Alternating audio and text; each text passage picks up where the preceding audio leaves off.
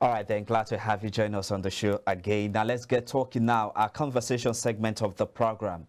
Established in 1975 with 16 members country, the Economic Community of West African States, that's ECOWAS, has since decreased to 15 members and is now expected to further decrease to 12 due to alleged marginalization by the leadership of the regional economic body. The decision of Niger, Mali, and Burkina Faso to exist ECOWAS is causing increased tension in the region as the three countries were sanctioned by the ECOWAS for enforcing a military regime and severing diplomatic ties with France, their colonial masters. Now, since successive coups in Mali, Burkina Faso and Niger, the ECOWAS has been trying to get the country's military leaders to commit to holding elections to reinstate civilian government. Despite the heavy sanction imposed, faction negotiation between the three West African countries and ECOWAS have failed to produce tangible results. With the move, the interim leaders of Mali, Burkina Faso and Niger to exist West African Regional Organization for its lack of support in the fight against terrorism and for adopting illegal, illegitimate and inhumane punitive measures. The big question begging for answer now is what will be the economic and security implications on the region, and how would these affect Nigeria? To provide answer to this question and many others is a global financial advisor and foreign affairs analyst, Benga Ogunriola, who joins me now live virtually from the United Kingdom. Good morning, sir. It's a pleasure having you join me on the program. Good morning. It's nice to be here again today. All right, great. This is the first time we're having you on the show. Hope it's safe to say Happy New Year.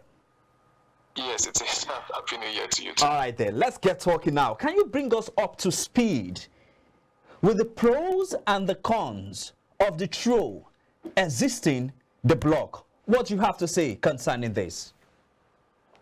Yeah, so you know that the bloc was actually formed to ensure that there is economic collaboration between the various ECOWAS countries, and also to ensure that there is also free entry, free exit, such that there is a kind of a collaboration where we are able to help one another, you know, to develop and to grow, basically. So three countries coming out of this bloc is not something that we should share about at all. I think it's worrisome, because it could be the precedent of others also saying that maybe there is really no advantage in coming together, might, you know, pull out. So it's not something that is cheerful at all. It's something that we should, as a bloc, be worried about. But of course, we also know that the reasons given by these three countries to come out is because they believe that they have been sidetracked and not getting the necessary cooperation. And also there has been some economic sanctions that has also been placed on them. And they just felt that the only way they could react is to come out of the bloc and, you know, just remove themselves before they are suspended. So it's a dicey one, even though when we look at it economically for Nigeria, we would say that maybe they did not be too much of a benefit to us. But at the same time, you know that in the ECOWAS country, Nigeria is the largest, and we happen to, you see some of our goods produced in Nigeria. If you go to some of these West African countries, you see some of our goods in those countries. And so in a way, we are going to have a kind of reduction in those goods that we see in those countries, which one way or the other will tell on our economy, even though, like I said, it's not going to be so significant.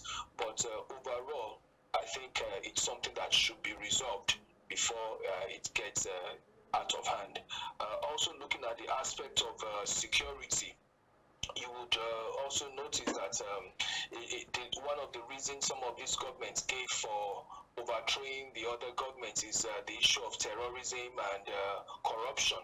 And terrorism, because of the nature of the West African countries, there is easy migration whereby people could come through the forest and others. So it portends some level of security challenge also for our country, Nigeria. So it shouldn't be taken lightly at all. And I think the policymakers and the government should find a way of resolving this crisis. All right, great. Thank you so much for that insight. Your submission just answered my next question. I'm going to be throwing at you. But let me take my next question now from the last word that you made mention of. You said you want that the necessary leaders to take the necessary action. Now, let's bring it to 4 now. The President of the Federal Republic of Nigeria is the chairman of the ECOWAS. The president himself is battling with internal problems in his own country that are yet to be resolved. And this problem, in a way, are mounting pressure on his leadership, mounting pressure on his ability to deliver on his electioneering campaign period. Now, that's one. With all of this problem we're seeing now, and that's going on within the region, do you think that the Tinubu-led chairmanship of the ECOWAS has the ability to resolve this particular issue? And then again, what do you think that the ECOWAS need to put on the table to get this through back on board? Okay, so I believe that the Tinubu-led executive for ECOWAS have the requisite experience to actually resolve this issue. Of course, we know Tinubu is an astute politician, and things like these are not too strange to him. And of course, he's also backed with other countries also that are in this. So even though he's the president, but of course there are some other people that are also backing him up in the executive, that are members of the executive. So I believe that they should be able to resolve this crisis. They should not handle it with kids' glove, because if they see it, or they see those countries as insignificant or not necessary, it's the beginning of disunity. And once you allow disunity to foster, you don't know the extent to which it will get. So I think they should, for the sake of the unity that they are trying to propagate, and also for the sake of, in unity, there's progress. In disunity, we have so many things that could go wrong. So I think that they should be able to bring these people to the table. Now, what can they do? Like you said, I think what they should be able to do is communication. They keep talking. They keep. It's a give and take thing. If, like they say in a adage, that when you beat a child with one stick, you use another hand, to pull that child and embrace the child. So it shouldn't all be about punitive measures. There should be some ways of also saying, oh, this is not our intention. Our intention is this, and try to see what can be done. The truth of the matter is that even though some of these governments are seen as illegitimate, yes, but as long as the people of those countries, embrace those governments and see them as a necessity, then they have their own sovereignty. You cannot lord it over them. You have to give them that opportunity of lording it over themselves. And if their people are okay with that, then what can we do about it? I think it's just an issue of this also pertains to other government, that every government needs to sit up and be up and doing. Because if they are not, there are people at the corner that are ready to take advantage of the fact that they are not doing well, and get the people's support in whatever way. So an illegitimate government, we can see that from the outside, but the people within might not see it as an illegitimate government. So if the people within are okay with such governments and their way of handling the affairs of their countries, then all we need to do is also support. All right, now let's talk about the economic disruption that this move will cause the region. And I'm saying this vis-a-vis the African after the African Free Trade Continental deal that was signed some years ago. How what will be the ripple effect on these? And then what will not be the ripple effect of the manufacturing sector of Nigeria and also the neighboring countries? Yeah, so for these countries, definitely they will not be able to get their goods and products to other African countries and vice versa. Of course, we know that, like I said, most of these countries are not really into production. More or less like they are dependent on other bigger countries for sustenance. But at the same time too, the little sums or the little effects that we see from them, the little things that they produce that we see, it still goes a long way, in building the economic chain, because once the economic chain is broken, there's a kind of distortion. Some of these countries source their raw materials from neighboring West African countries, and vice versa too. Some neighboring West African countries to source raw materials from this country. So all that chain is going to be broken, and definitely to have its effects. Like I said, it might not be so much of a strong effect in overall, but I mean those little sums that make up the large sum that we get from whatever trade that we get from these countries. I mean, it's still something that we cannot afford to lose. Just recently, I learned that the effect of the policy where there was a ban on transportation from Niger. I read recently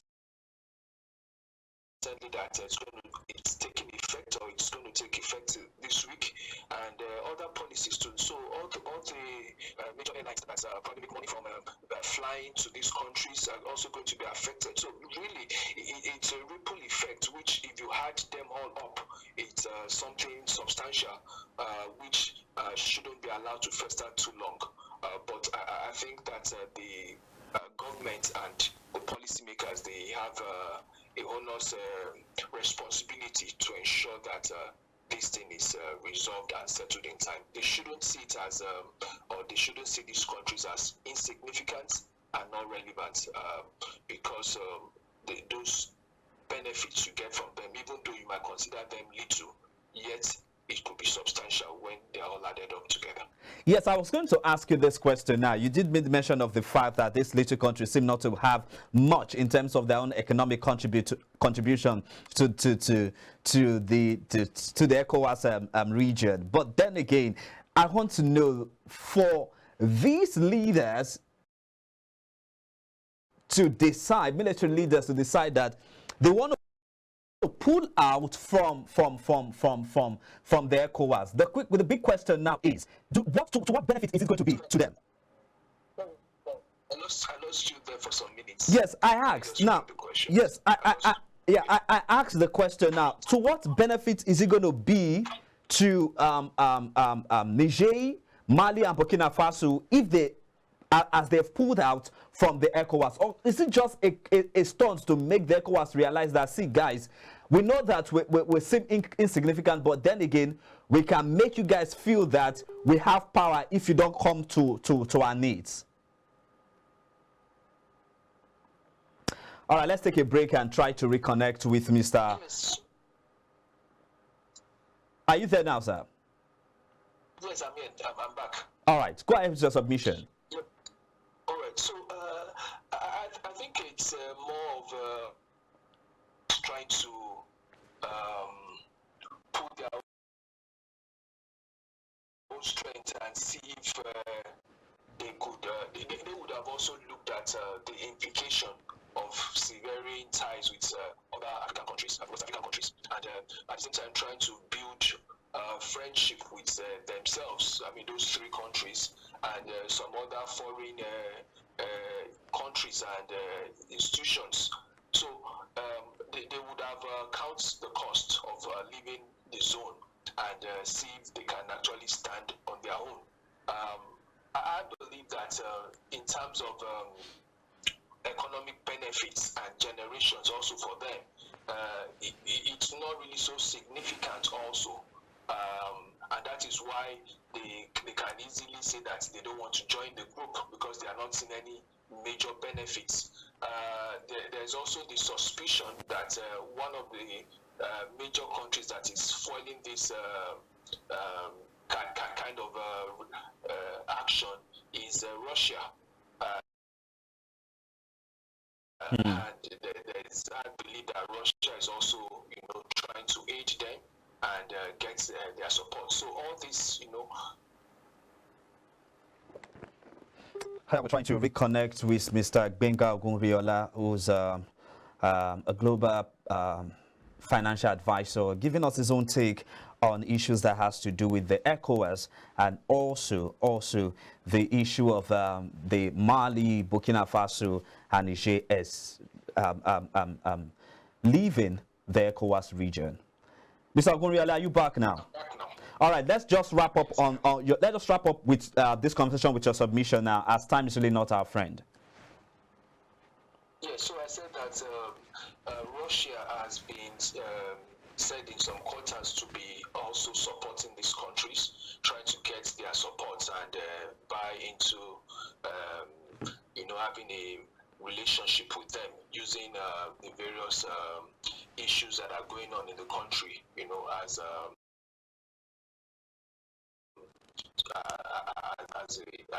way of getting their attention.